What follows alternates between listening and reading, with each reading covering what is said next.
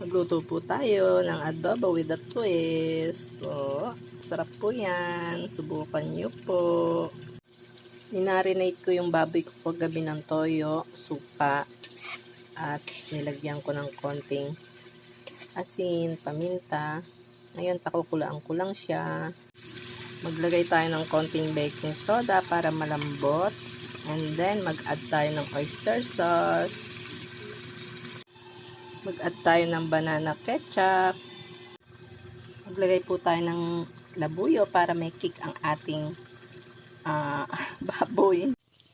Lagyan natin ng butter.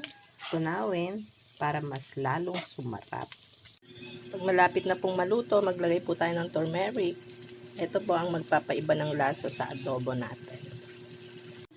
Luto na po. Tikman nyo po ang adobo with a twist natin. Masarap po yan.